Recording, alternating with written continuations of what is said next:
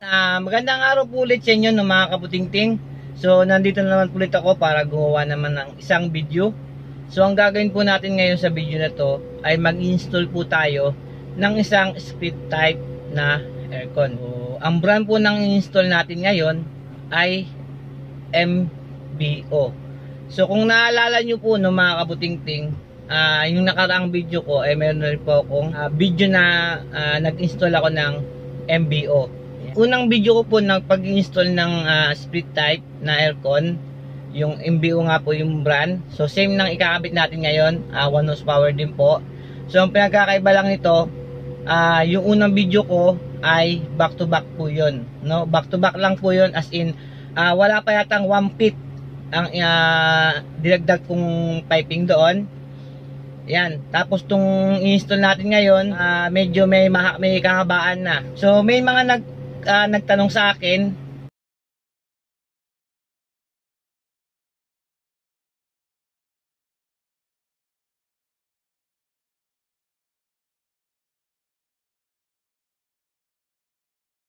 so pamaya po no, i-explain ko sa inyo. So pagkaya ng video ko na to, pagkaya ko mag-install, so i-explain ko po sa inyo about dun sa 10 feet na required daw po yun, na kailangan may 10 feet.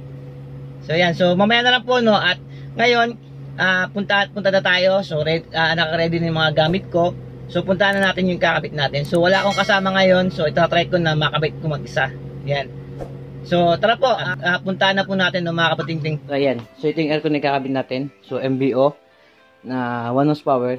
So yung gas niya ay 410 na. Yan. So dito, sa compressor mayroon siyang warranty 5 years. So sa parts naman, may 2 years na warranty. Yan. So papakita ko sa inyo no, mga kabutingting, ang anong mga pre ng aircon na to pag binuksan natin.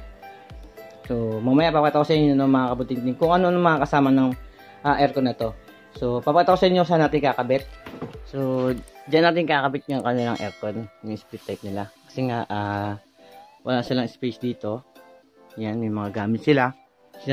Sinadjust ko na sa nila. So dito na lang nila ikabit yan. So maliit man ang kwarto nila, napakaliit. Yan.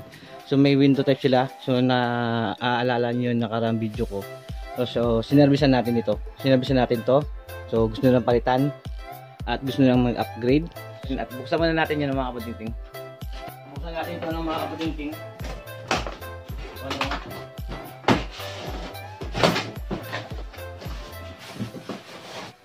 So ang laman lang nito ng mga kaputingting indoor ay itong remote at battery.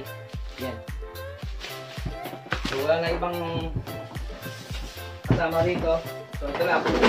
Ito pa yung extra drainage niya, kung malayo yung drainage. So ngayon gagamitin natin ito sa wiring na lang. So buksan naman natin itong ating outdoor, kung anong kasama nito. Yan, so ito na yung outdoor niya na mga kaputingting. Kata nyo dito, bagong-bago binuksan natin. So walang kasamang piping na 10 feet. So ang pre lang dito, mga kaputingting, pakita ko sa inyo yung mga pre. So white cement, insulation tape na puti, yun ang mga pre. At ito yung pantakip sa butas. Yan, so ito yun. Kung bakit yung pagkabutas niyo maging maganda, so sasalpak nyo lang to. Yan. Wala tayong spring 10 feet na piping, di ba? Ito na yung likod ng ating indoor no, mga kabutingting. Ito yung bracket niya. Yan. At ito yung piping niya. Ito yung ating drainage. So ang mangyayari dito, mga kabutingting, so bubutas tayo dun sa pader. Kailangan tayo sumukat dito. Yan. So pakita ko sa inyo kung paano magsukat dito ng mga kaputingting. Sandali lang ha. So dyan, so mga kaputingting, so nakita nyo, inangat ko yung ating piping kasi susukatan natin yan. So sukatan natin yan mula dito sa ating brace hanggang dito sa gitna niya.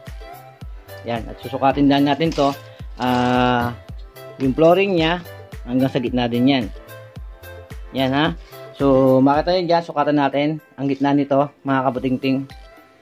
Yan, yung gitna ng flooring, ang gitna ng piping.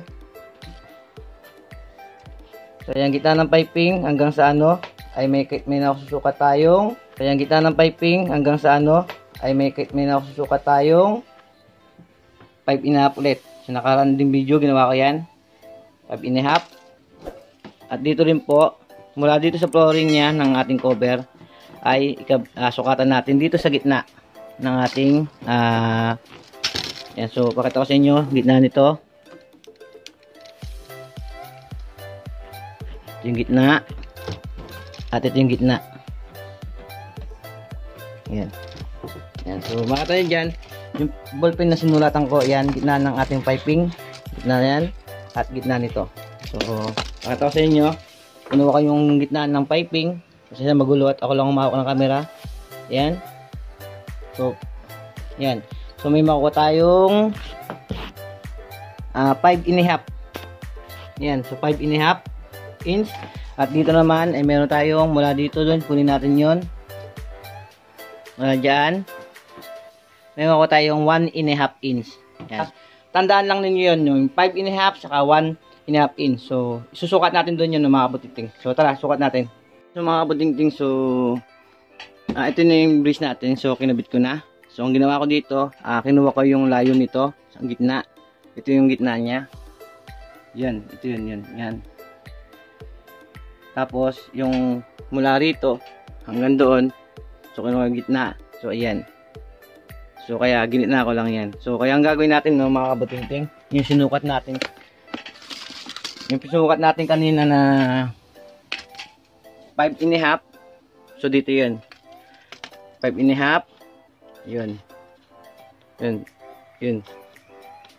Pitin natin. So ito yung 5.5 niya. No? Tapos mula rito, mula dito sa brace na to, sumukat tayo ng 1.5. 1.5. Yun. So 1.5 ito. Yun. So makita nyo, ito yun. 1.5. Yan. Kaya ito, tuntunin nyo lang to. Yan. Yan ang bubutasin natin. Yan ang gitna ng butas natin ng mga kabutingting. So ngayon ang gagawin natin, so butasan na natin ng mga kabutingting. So yan, so gamit natin yung electric drill.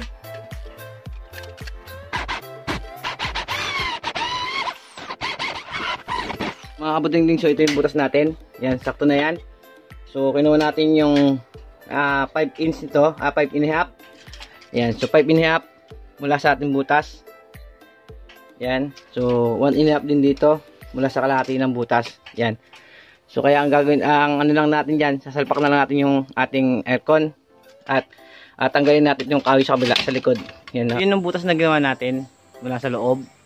So bababa tayo mula diyan hanggang dito sana. So kinabit ko na yung ating brace, pero ang problema ng mga kabutingting, malambot na yung kahoy. Yan. So hindi na tayo pwede magkabit dito. Yan, so di na tayo pwede magkabit. So kaya ang ginawa ko, doon ko kinabit yung ating bracket. Yan, so makita nyo yung bracket na ginawa ko dyan. So dyan ko kinabit. So papakita ko sa inyo mamaya. Kaya ngayon mga kabutingting, so magpuputol na tayo ngayon ng piping. So yan mga kabutingting, so magputol tayo ngayon, magsukat tayo, no?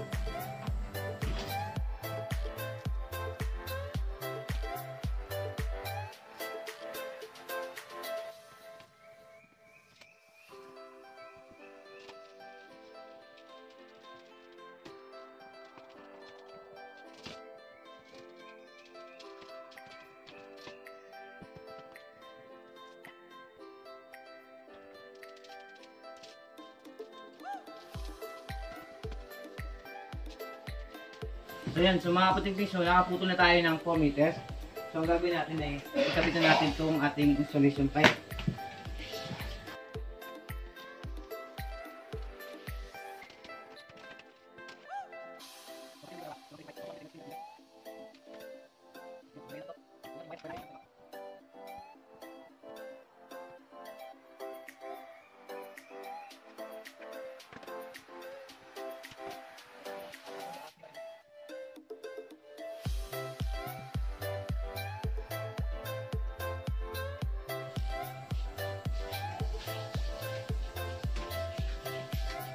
So ngayon, i-prepare natin yung wire natin na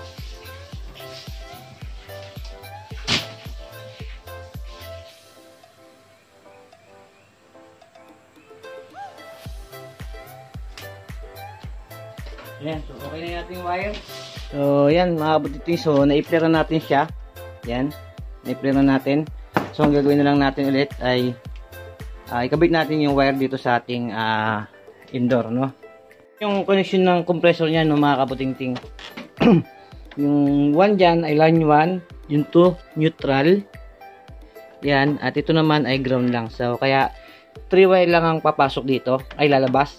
O papasok, tama, papasok dito, papuntang compressor. So, kaya ginawa ko dyan, ang kulay ng aking wire ay brown at blue. So, yung brown ko ay magiging line 1. Yung blue ko ay neutral, number 2. Kaya nakalagay dyan ay 2N, line 2 o kaya neutral. Yan. Yan. So, ito sign of ground. So, kabit ko muna. So, padala na sa ilalim, no? So, yan mga kabutingting. So, nakakabit na natin yung wire niya. So, nakita nyo dyan, yung brown, line 1, yung blue, neutral, yung green at yellow ay ground. Yan, so non-inverter po kasi ito, no. Yan, so ito, pwede natin takpan to at ikabit na natin yung tubo at isalpak na natin, no, mga kabutingting. Paano, paalala ko sa inyo, no, mga kabutingting. Sa tuwing tayo ay bibili ng aircon, yung ating indoor ay kailangan may hangin pa yan. So tulad dito, yan. So napapansin dyan, may mga cover yan. So kailangan may sumingaw na hangin dyan.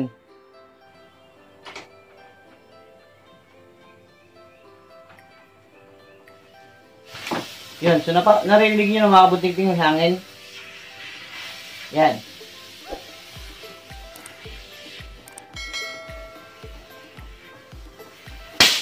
So narinig nyo mga kabuting, may oxygen pa yung ating indoor.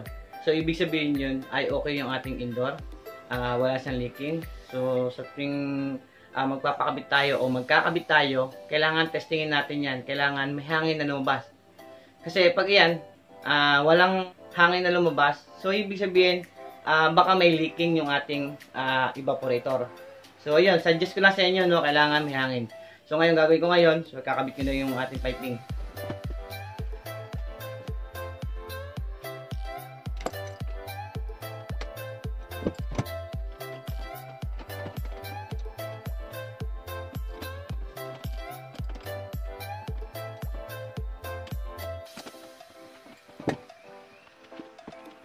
So ayan, so mga kabutingting, kabit na natin yung ating tubo. Yan, pupunta roon. So ang gagawin na lang natin dito ay titipan na lang natin ito ng installation tape natin. Yan, sama yung ating drainage. Siguro hanggang dito natin titip yung drainage. Sama yung ating wire. Yan. Sama yung ating kinabit na wire. Yan.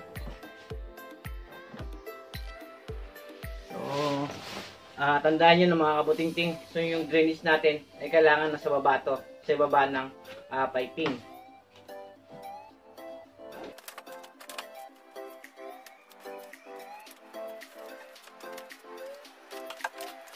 So huwag nyo masyadong ipitin o higpitan dito sa may pagkakasama yung drainage, no? Baka matupi yung drainage. So simpleng ipit lang mula dito. Yan. So hanggang dito, tatanggalin na natin yung drainage. Kasi nga, pagdating doon, pag sinalpak natin to, bababa na yung drainage natin na ganyan. Ito. So yan, pagdating dito, iyakap natin ito ng mga kabutingting.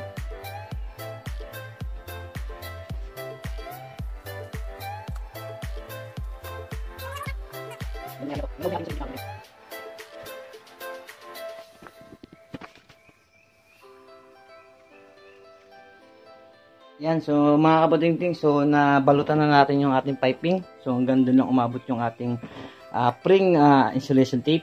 Yan, so pwede natin itong isalpak ngayon, no, mga kabutingting.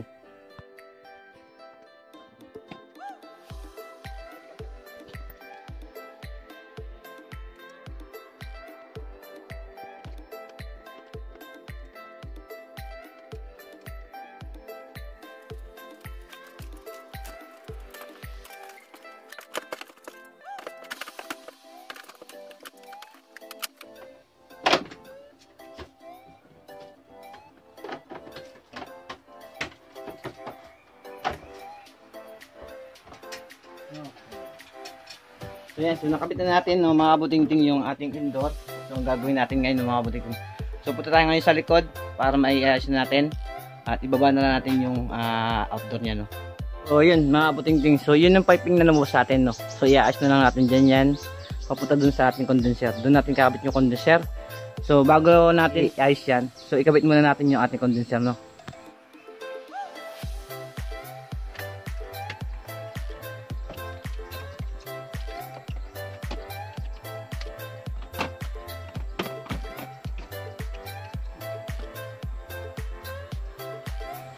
So yan, mga kabutingting, so naikabit na natin yung ating outdoor. Yan. So gawin natin ngayon, akit tayo para iayos natin yung piping.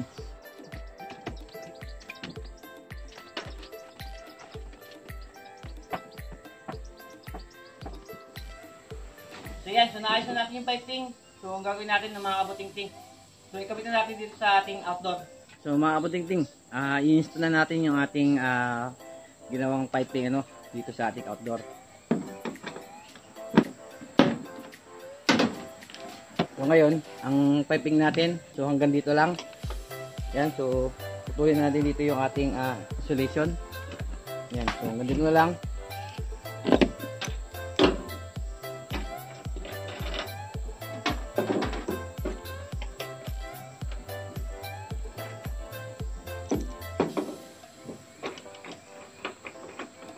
So yung mga cover na to ng mga kabutingting, so huwag nyo tatapot ng mga ganito no. So magagamit nyo to kapag mag-general service tayo ng mga split type na aircon, yung i-pull down natin. So imbis na tape ang ilagay natin, so ito na lang gagamitin natin. So kaya ako, iniipon ko yung ganyan. Kaya ngayon, sukatin na natin. So urong natin to.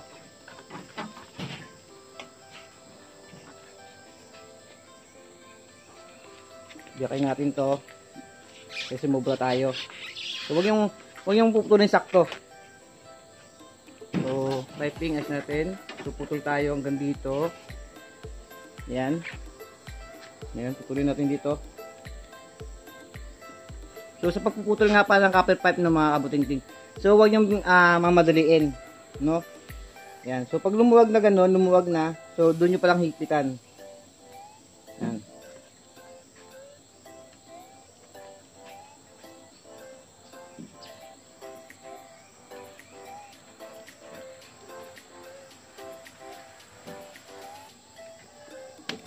Yan, so nakapos na tayo. So ngayon gagawin natin, kabitin natin itong ating knob. Prepare na natin siya.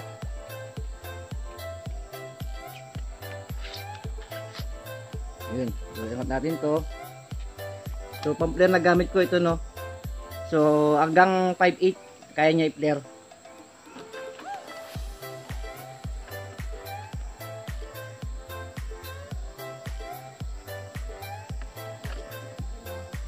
So pagka mag-prepare kayo no, huwag nyo kakalimutan itong knob nyo. Kasi puputol na naman ulit kayo.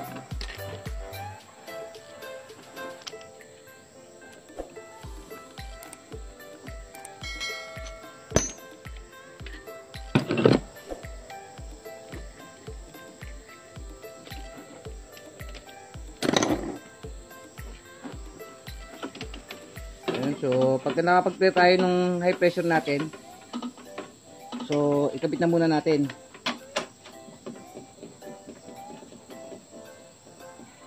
Ikabit nyo, tapos sikpitan.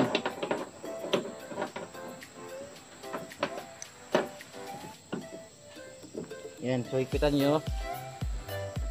Yan, so kasi ang pagka naporma na natin to, yung ating low pressure, may poporma na natin yan. Yan, so tuloy natin hanggang dito.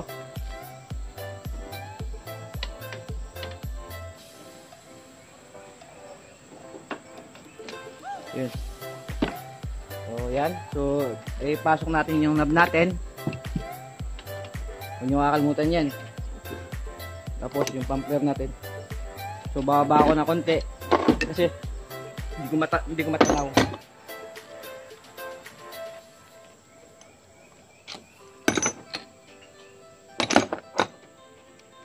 Ayun, na-flare natin. So tuktukin natin no. So ngayon, mga butingting, so na-flare na natin siya. Kabit na natin to. So, kailangan natin siya i-flashing kahit konti, ano. Sa pagpa-flashing, buksan natin yung ating high pressure o yung discharge. Buksan lang natin ng konti. Yun.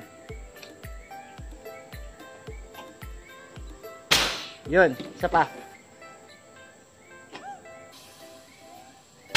Yun, so pagka na-flashing na natin ng ganun, so pwede natin kabit tong ating low pressure. So ngayon, may puporman nyo na ngayon yan. Yan. Yan, so ngayon, pwede natin siyang hikitan ngayon.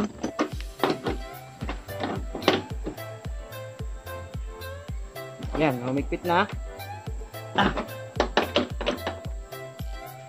Mahigpit na rin. So tapos, pagkaya natin mahigpitan ito ng mga kabutingting, so iayos na ulit natin yung ating piping. Yan, so iayos natin kasi andito lang yan. Yan, so iayon natin sa pader, sa lapag para, yan to, papalipit natin. Yan. So mamaya, aakit ulit tayo doon para malagyan ng suporta yon. Gagawin pa natin yung drainage. So, yari na tayo. At buksan natin to. So, okay na tayo sa lahat ng mga kabutingting. Napag-flashing na tayo. So, ang una natin bubuksan dito ng mga kabutingting ay yung ating high pressure. Pero, ang gagawin ko dito ng mga kabutingting, so, ikakabit ko itong aking extension ng pang 410. Yan, kakabit ko. Yan. Tapos, bubuksan ko ng konti. Yan, nakabukas na ngayon yan nakabukas na ating extension. So bubuksan ko ngayon yung aking high pressure. So bakit kailangan ko gawin yon? Kasi nga 'di ba nag-flashing tayo, tapos baka may pumasok na hangin dito sa ating low pressure. So kailangan pag tinulak ng ating gas, diretso lumabas dito para yung hangin may tulak. So pag ganito. 'Yun. So narinig nyo? Yan, narinig nyo 'di ba?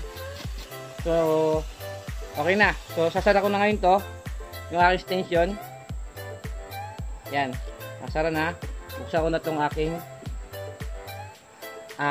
discharge. So, pwede na natin takpan yung discharge natin, mga kabutingting. Yan. So, yung gas natin na pinakawalan dito sa discharge, so, nandito pa lang sa piping yan. Andun pa lang sa ating evaporator. So, pwede pa ulit tayo magpasingaw dito kasi baka yung hangin, yung gas na may halong hangin, di ba? Yan. Yan. So, okay na yung konti lang. So, ngayon, pwede natin buksan yung ating low pressure o yung suction. Yan. Pwede natin buksan to. Yan. So, pagkabukas natin, takpan na natin. Yan. So, hikitan na rin natin. Yan. So, kunin natin yung ating manifold. Lagay natin dito. Yan. Tapos, i-on natin to. So, yun. So, may standing, mayroon tayong pressure na 220 PSI. Yung standing niya. So, nakaikot na lahat dyan yan, no? So, hindi na ako nag-vacuum, makakabutingting, no? Hindi na rin ako nag-leak test kasi sure naman na aking pagduktong o aking pag-prepare ay sigurado naman. So, siguraduhin lang natin lahat, no? Na maging maayos yung pag-prepare natin, pagduktong natin. Yan, so ang pagkakabit dito, i-sure lang natin, no, para hindi tayo magkaroon ng leak. Yan, so kaya hindi na ako nag-vacuum, kaya hindi na ako nag-leak test. So ang ginawa ko na lang, nag-flashing ako yung sarili niyang gas. So ang gagawin ko na ngayon, mga kabutingting, so i-wiring ko na lang to, no? Yan, so ito yung wiring natin. Pumuto na tayo hanggang dito. Yan. Yan, sinubrahan ko na. Yung brown dun sa ating indoor ay number 1. So line 1. Yung green, yung blue ay neutral or line 2. Tapos yung yellow at green ay ground. So yun yun. Andito rin yun. Yung 1, line 1 brown. Line 2 or neutral ay blue. So yung ground, kabit natin sa body. Yan. So, ngayon, kabit na natin. So, ngayon, pwede natin takpan to mga kabuting-ting kasi wala na tayong ikakabit. Kasi ito, yung ating ano na to, ang gawin nyo, pag ganyan, sumubra, ganyan, butasan nyo na lang to. Yan, pati dito. Yan, so para may takip kayo. Yan, di ba? Ayos ba? So, safety na rin to, di ba? So, ngayon, sa loob, para iayos natin yung wiring doon, no? So, mga kabuting-ting, so, naayos na natin yung linya niya. So, pinadaan ko na lang doon. Yan, tapos bumaba dito pinaka-switch niya. On-off na lang siya rito. Ayan, sa switch na yan. So, yung ano na, tatanggalin na kasi ito. Tatakpan na yan. So, pwede natin i-on to no, mga kabuting-ting. So, on na natin. Ayan, so on na natin. Yun. So, yun, tumulog na siya mga kabuting-ting. So, ang gagawin natin, i-on na natin. Yun. So, nag-on na siya. Ayan, so setting niya ay 25. So, lagay natin, i-ayos natin yung mood. Mood. Yun. So, yun. Cool. So, high pan. 36 yung setting niya. So, ngayon, ibaba natin. So, ito yung temperature. Yun. Yan. Yun. So, lagay lang natin sa 19 muna. O 20, okay lang. 20, wala problema.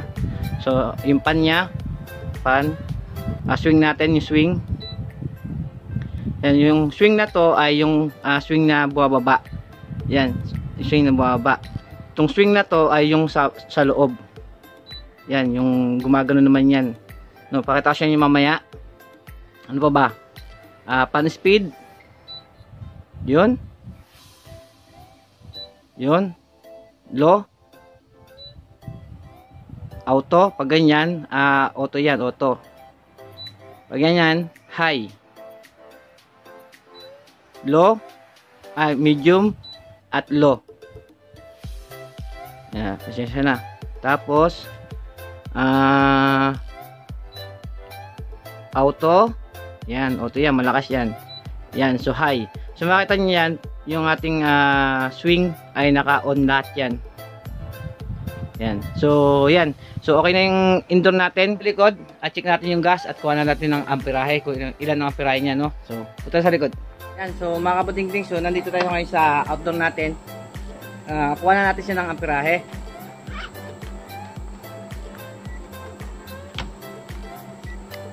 So, lagi tayong kukuha ng amperahe ay doon sa ating line 1. Dito sa ating brown. So, ito yung brown. So, may nakuha tayo ngayong 3 amperes.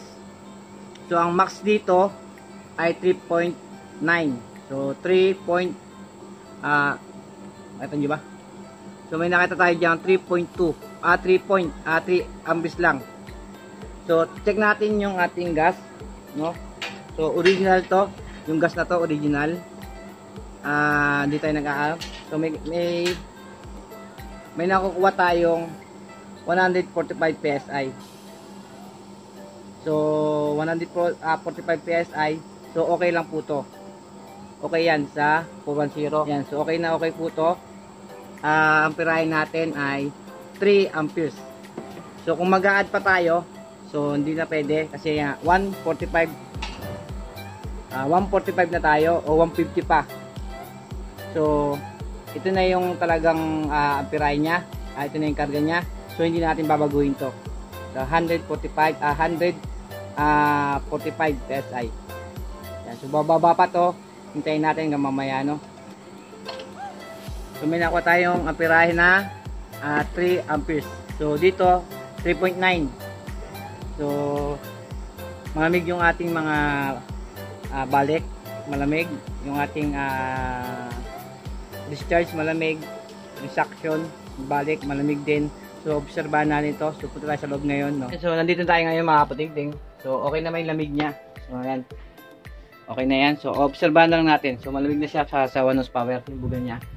Yan. So, ang gagawin ko lang ngayon, maglilipit mo ng gamit kasi ako lang talaga mag-isang gumawa. Kaya, pasensya na kayo kung matagal yung video natin. No, kasi mag-isa lang ako at yung mga kasama ko hindi pwede. So, maglipit muna ako ng gamit ng mga kapatingting. So, mga kapatingting, so nandito na ulit tayo sa likod. So, i-check na ulit natin yung gas. So, may nakuha tayong 150. 250. 150 PSI. So, 410. Yan. 150 PSI. 410. So, yan. So, may nakuha tayong amperahe na 3.15. So, dito ay 3.9 max current niya. Rated current niya 3.9. Max input current niya ay 6.1 amperes. So, may nakuha tayo dito ngayon sa amperahe natin na 3.13 amperes. So, sa karga natin, so, tignan nyo ang karga natin, no, mga kabutingting. 150. So, 150 PSI. Yan, so, tingnan natin dito, yung ating suction, malamig. Dito, malamig. So, 150 PSI. PSI, mga kabutingting. Hindi ko muna siya babawasan, no? Kasi nga, yung amperahe natin ay napakababa pa din, no? So, 3.12 lang. So, makita nyo yan yung ating drainage. So, malakas na yung ating tubig. So, ibig sabihin yan, malamig na yan, no, mga kabutingting. Yan. So, makita nyo dyan, bumabaksak yung ating tubig. So, iayos ko na lang yung ating piping na yan. So, susuportahan ko na lang dyan para hindi maalog. Yan. So, makita nyo dyan yung ating tubig. Yan. So, tumutulo na. Yan. So, napapansin nyo. Yan. So, mabilis na yung tulo nya. So, sa ating drainage yung tubig. So, malakas na magtubig. So, napakalamig ibig sabihin yan. So, napakalamig na yan. Malamig siya. So, iayos ko pa yung drainage natin. Yan. So, ang karga natin ngayon ay 150 PSI. So, at meron tayong amperahe na 3.20. Yan. So, tumataas yung amperahe natin. So, hanggang mamaya, obserbahan natin ng mga kabutingting. So, mamaya na lang ulit ng mga kabutingting. Yan. So, mga kabutingting. So, bumaba yung ating amperahe, no? 3.06 amperes. So, tingnan natin yung gas natin. So, 140 na lang. So, 140 na lang. Yan. So, 140 na lang. Yun na obserbahan. So, bababa pa rin to, no? So, okay na tong ating aircon na to. So, ang gagawin na lang natin ang gagawin ko na lang lagyan ko na lang drainage pipe yun, no? So, mamaya na lang ulit, no, mga kabutingting.